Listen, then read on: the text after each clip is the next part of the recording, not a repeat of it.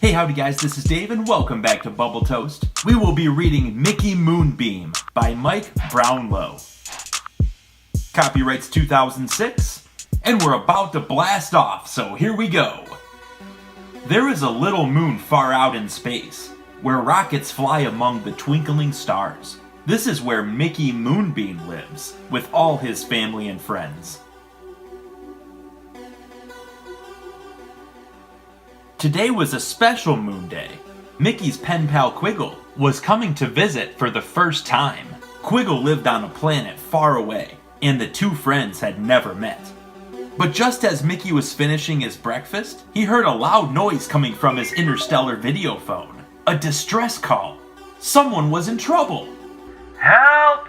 Cried a voice. This is Quiggle. My space scooter has broken, and I've crash landed onto asteroid B2672. I'm stranded. Mickey pressed a button on the video phone. Quiggle, he said. This is Mickey. Don't worry. Asteroid B2672 is not far from Moonbeam City. I'll come and rescue you. Quickly, Mickey climbed into his spacesuit, ran to his spaceship, and prepared for takeoff. Set speed to super zippy hyper fast, he said, twiddling some dials. Thrusters to max. We have 1, 2, 3 green lights. Moonbeam away. With a roar, Mickey rocketed up to the stars. Zoom! He flew faster than a meteor, past moons and planets, suns and satellites, until he reached the asteroid. Mickey landed his spaceship on a large lump of rock and looked around, but he couldn't see Quiggle anywhere. He pulled on his helmet and jet boots and stepped out of the cockpit. Where are you? He called to Quiggle on his radio. I'm here on asteroid B2672, replied his friend. Where are you? Mickey was puzzled. I'll fly to the top of this yellow hill to get a better view, he said. But still, Quiggle was nowhere in sight. I can't see you, sighed Mickey. And I can't see you either, said Quiggle. Just at that moment, the ground beneath Mickey's feet began to move. Ah! He shouted. It's an asteroid quake! Quiggle was confused. I don't feel anything, he radioed back. But the yellow hill is shaking, cried Mickey. Yellow hill? said Quiggle. What yellow hill? Mickey was thrown this way and that, and began to fall down the smooth side of the hill. Down, down, down. Until, bump! He landed on a small ledge.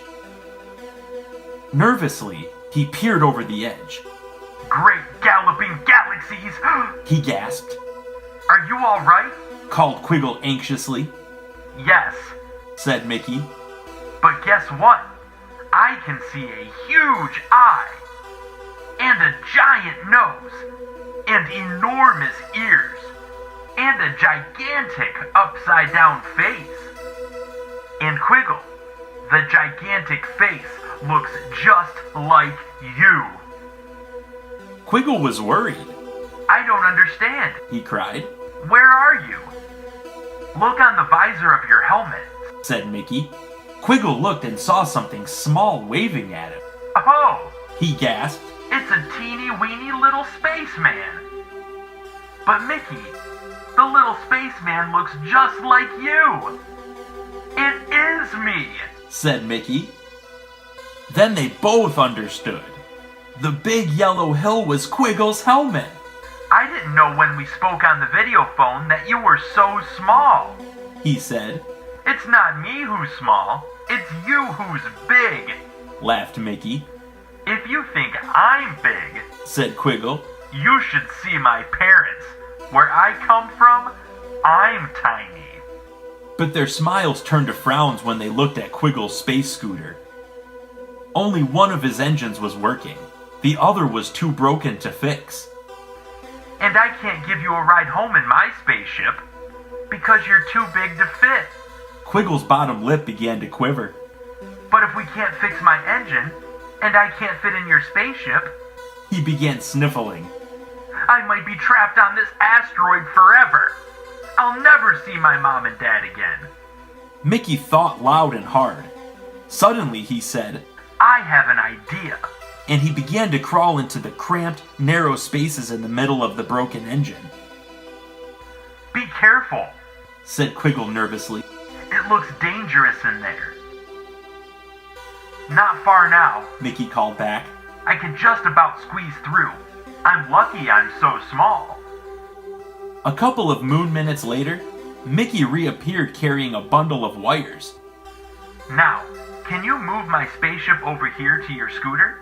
Of course, said Quiggle, and he picked up Mickey's ship as easily as if it were a feather. I'm so lucky I'm so big and strong. What's your plan? Let's use my spaceship instead of your broken engine, answered Mickey. We can tie it to your scooter with this wire. So that's what they did. Good work! They agreed when they finished. Now let's prepare for takeoff. Thrusters to max, shouted Quiggle. We have 1, 2, 3 green lights, cried Mickey. Quiggle and Moonbeam away! It worked! The two blasted off the asteroid and rocketed all the way back to Moonbeam City. While the space scooter was being repaired, Mickey showed Quiggle the house where he lived with his family.